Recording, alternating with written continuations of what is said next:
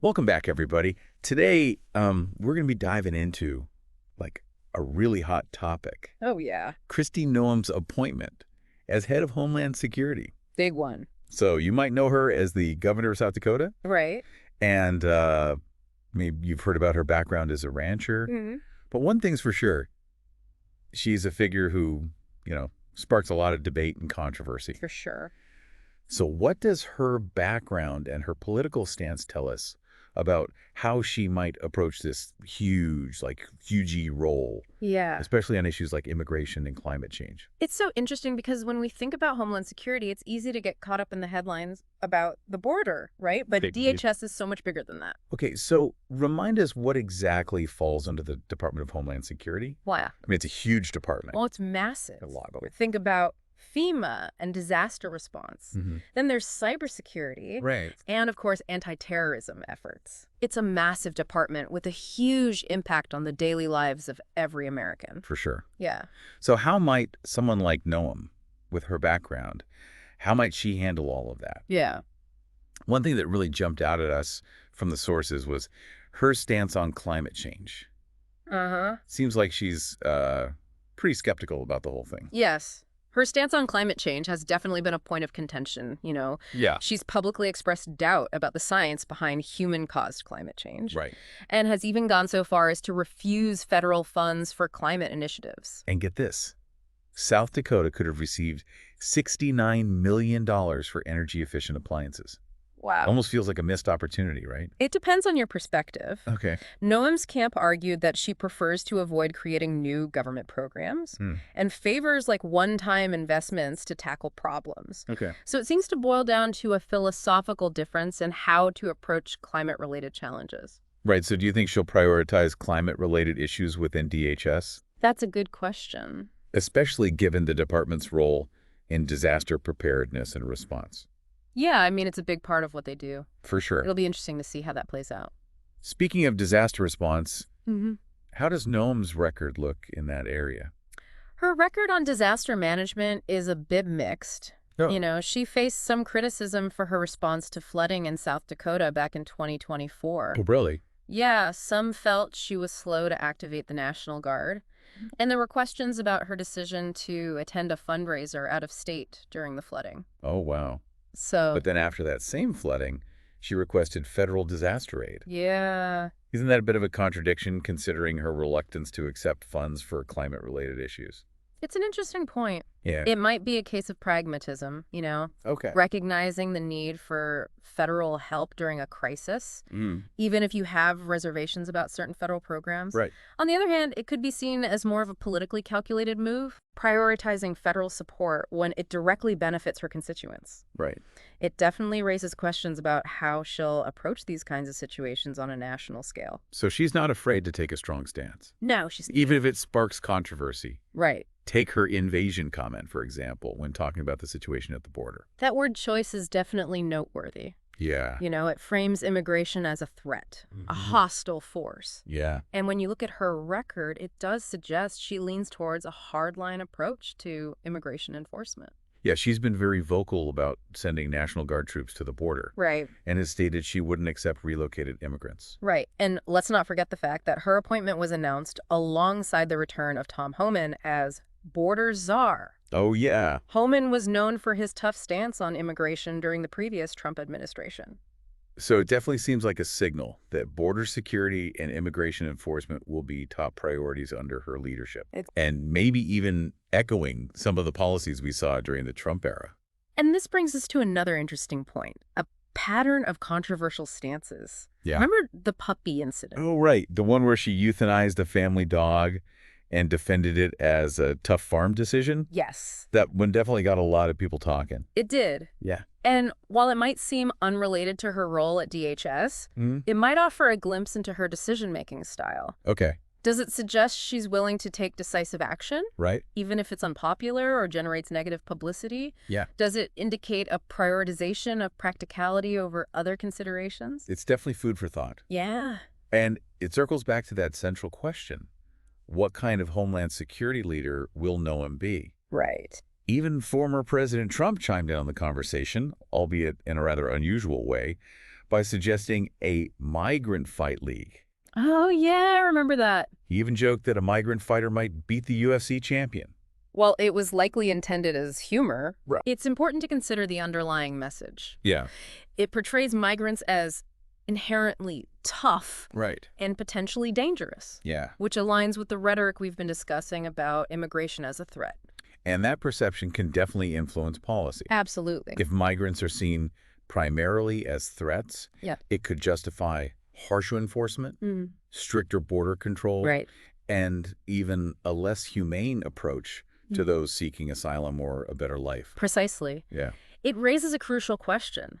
How will Noem balance the various priorities of this department? Right. Will her focus on border security overshadow other critical areas like cybersecurity and disaster preparedness? Yeah. We'll delve into those questions more deeply in the next part of our deep dive. Looking forward to it. It'll be interesting to see how her experience as governor might inform her approach. Yeah. Governors have to deal with a wide range of issues, everything from economic development to public safety, Right. which gives them a pretty broad perspective. Yeah, that's a good point. It's not like she's coming into this role completely green. Right. And she's not the first governor to lead Homeland Security either. You're right. Both Tom Ridge and Janet Napolitano were governors before taking the helm at DHS. Okay, so refresh my memory. What were their approaches like? Well, Ridge, who came in after 9/11, was very focused on counterterrorism. Mm-hmm.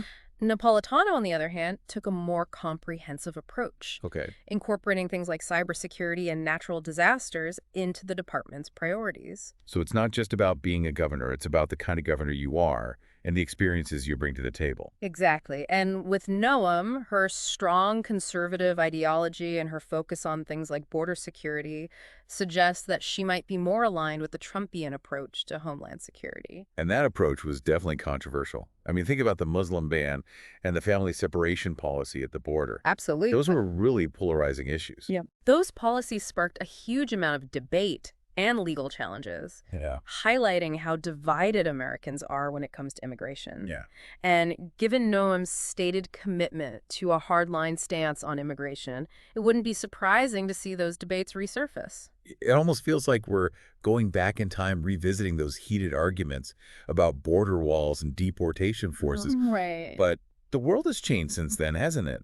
Yes, the context has definitely shifted. Yeah. We're facing new challenges like the rise of domestic extremism and the growing threat of cyber attacks. Right. So the question is, will Noem's focus on border security come at the expense of addressing these other pressing issues? That's a really important question. And I imagine Congress will be asking that very question during her confirmation hearing. Absolutely. They'll want to know how she plans to use the department's resources and how she'll handle the wide range of threats facing the nation. For sure. And it's also worth noting that the Department of Homeland Security has struggled with high turnover in leadership positions, especially during the previous Trump administration. Yeah. Will Noem bring stability to the department, or will we see another revolving door of leadership? That lack of stability can't be good for the department's effectiveness. It definitely creates uncertainty and can undermine morale. Yeah. It can also make it really difficult to implement long-term strategies. Right. So it'll be important to see if Noem can build a strong and cohesive team within DHS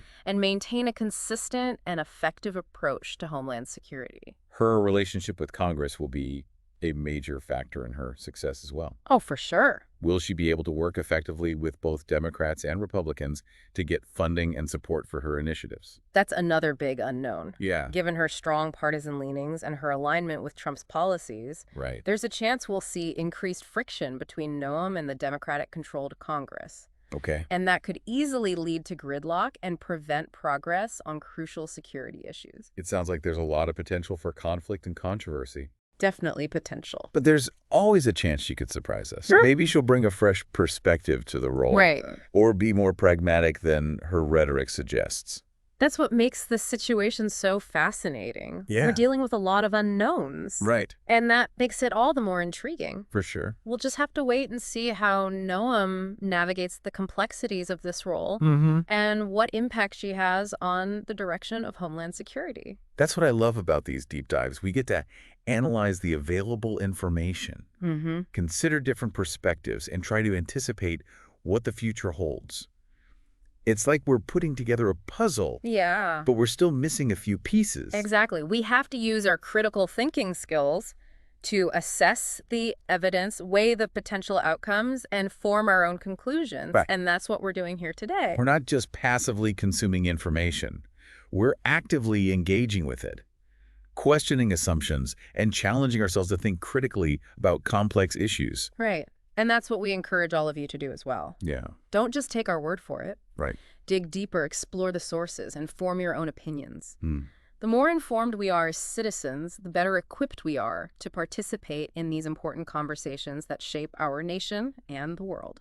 Speaking of informed opinions, we haven't even touched on Noem's stance on cybersecurity, another major responsibility of DHS. That's a great point. It's an issue that's becoming more and more crucial as our lives become increasingly reliant on technology. Right. With the rise of cyber attacks from both state-sponsored actors and criminal organizations, it's a domain that demands constant vigilance and strategic planning.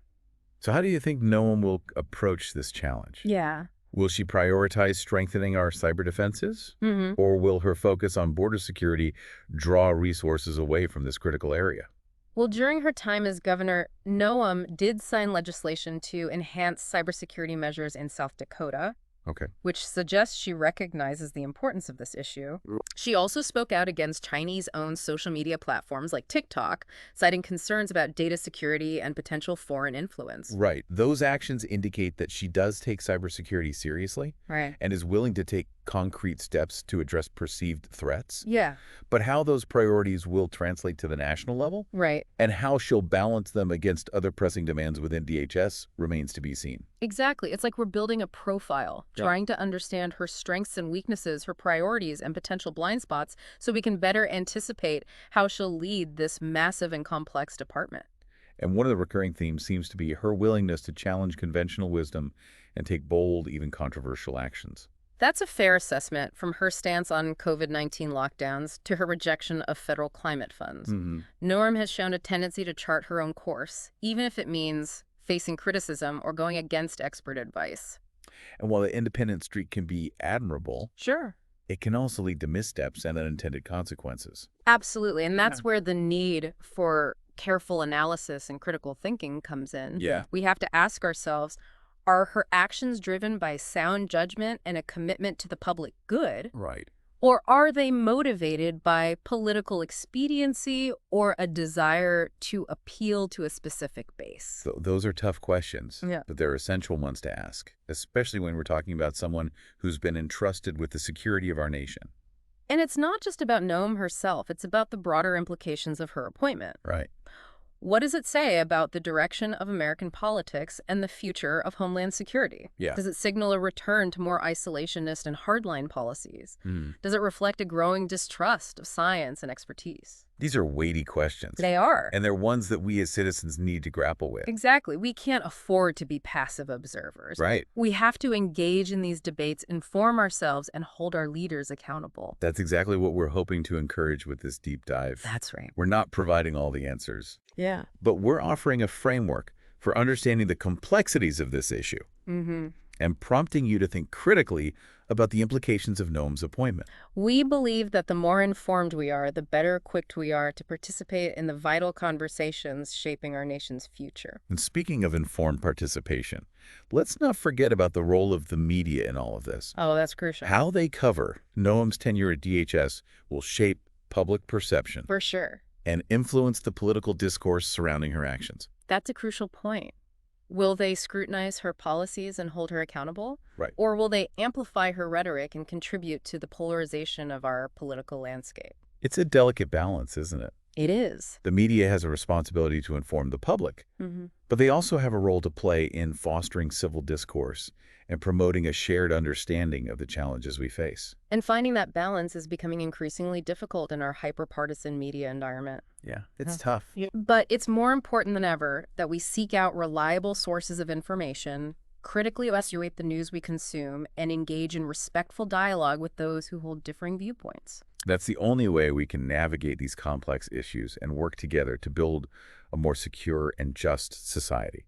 And that brings us back to the central question of this deep dive. What kind of Homeland Security leader will Kristi Noem be? We've explored her background, her political stances, and her potential strengths and weaknesses. But ultimately, the answer to that question lies in the choices she makes, the actions she takes, and the impact she has on the department and the nation as a whole. And that's something we'll all be watching closely in the months and years to come. Absolutely. This is just the beginning of the story, and as it unfolds, we'll continue to analyze, to question, and to engage in the vital conversations that shape our collective future. So we've talked about Noem's stance on immigration and her potential approach to issues like climate change and cybersecurity. But there's one piece of the puzzle we haven't really explored yet. The appointment of Tom Homan as border czar. Yeah, bringing Homan back is a pretty significant move, you know. Yeah. He was a key figure in the Trump administration's immigration policies, and his appointment definitely signals a potential return to those hardline approaches. It's interesting because Homan was known for being, quite aggressive in his enforcement tactics. Right. So what does this tell us about the direction Noem might take on immigration? Well, it reinforces the idea that we might see a resurgence of some of the more controversial policies from the Trump era, like increased workplace raids, expanded use of detention centers, and a crackdown on sanctuary cities. And those policies were incredibly divisive. Oh, yeah. They sparked protests, legal challenges, and a lot of emotional debate about how we treat immigrants in this country. Exactly. And with Homan back in a position of influence, it's likely those debates will reemerge. Yeah. It's important to remember that these aren't just, abstract policy discussions. Right. They have a very real impact on the lives of millions of people. It makes you wonder what this means for undocumented immigrants who are already living in fear and uncertainty. Yeah. Will they face even more scrutiny and a greater risk of deportation? It's a valid concern. Yeah. Homan's track record at ICE suggests a focus on enforcement and removal. Okay. During his previous tenure, there was a significant increase in immigration arrests and deportations. And it's not just about undocumented immigrants. Right. This kind of rhetoric and these policies can create a climate of fear and distrust that affects entire communities. Absolutely. It can lead to racial profiling, discrimination, and a breakdown in the relationship between law enforcement and the communities they serve. So what does all of this mean for the future of Homeland Security under Noem's leadership? Well, it points towards a department that prioritizes border security and takes a tough stance on immigration. Right. But the question is, will that focus come at the expense of other crucial areas, like cybersecurity, disaster preparedness, and counterterrorism? It's a lot to consider. It is. We've explored Noem's background, her political stances, and the potential implications of her key appointments. But ultimately, the true test of her leadership will be in the actions she takes. Absolutely. And the impact those actions have on the department and the nation as a whole. This deep dive has highlighted the complexities of this appointment and the wide range of issues at play. Yeah, for sure. It's a reminder that we need to stay informed, engage in these conversations, and hold our leaders accountable. And as we wrap up, we want to leave you with a final thought. Given everything we've discussed, what kind of Homeland Security leader do you think Kristi Noem will be? Yeah, think about that. What are your hopes and concerns? What issues will you be watching closely as her tenure unfolds? These are all important questions. These are questions worth pondering as we navigate this new chapter in American politics. Thanks for joining us on this deep dive. See you next time.